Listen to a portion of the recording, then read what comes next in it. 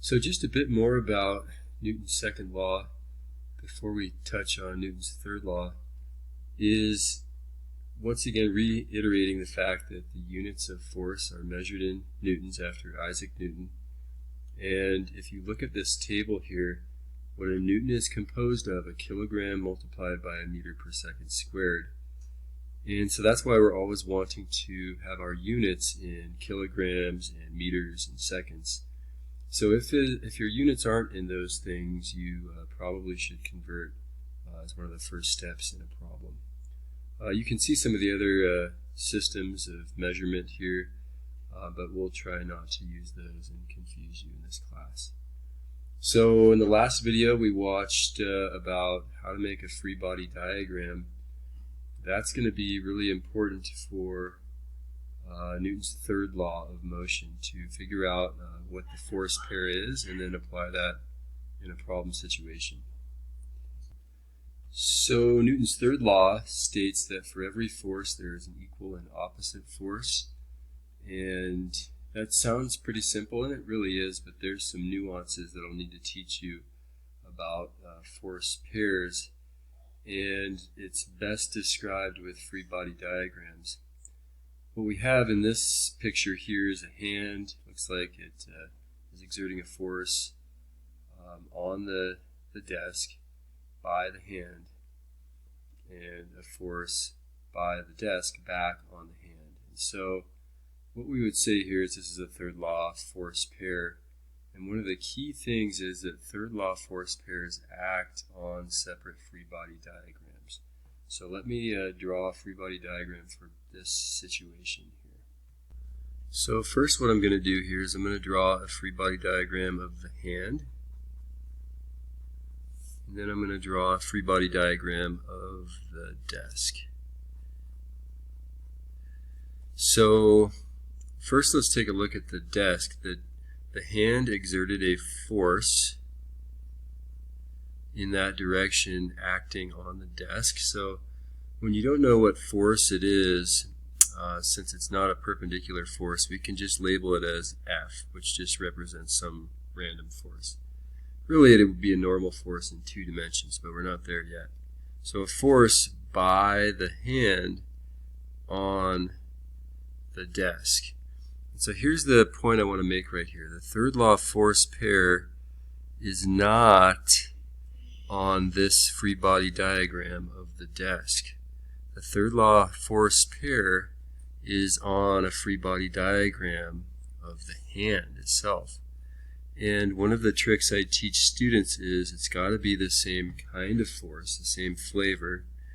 It has to be, and simply you flip the subscripts. So the thing doing the force here is the desk, and then by the desk on the hand. And you can see how I've got the same kind of force. I flip the subscripts and the vectors point in opposite directions. So then you might ask, well, what's this force here on the desk? Because we know that the desk probably isn't accelerating when we push on it like that. If I left it like this, you would say, oh man, there's only one force. That means there's a net force. That means there's an acceleration.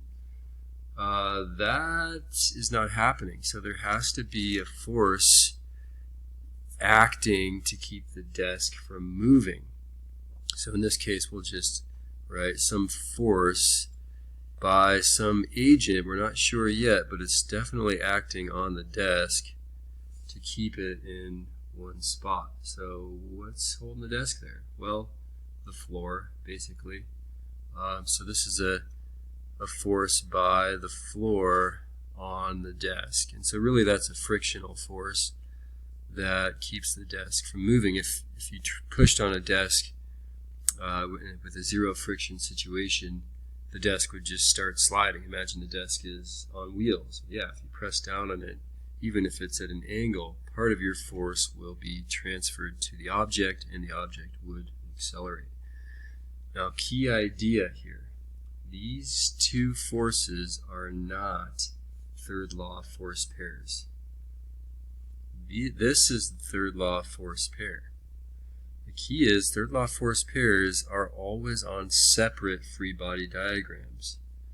The hand acts on the desk acts back on the hand. And so, and every force has an equal and opposite force. So what's the third law force pair for this force by the floor on the desk?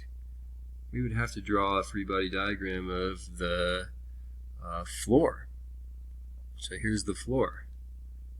Just do what I taught you. The vector has to be pointing in the opposite direction, equal magnitude, same flavor of force. Flip the subscripts. Now this is a force by the, what would that be?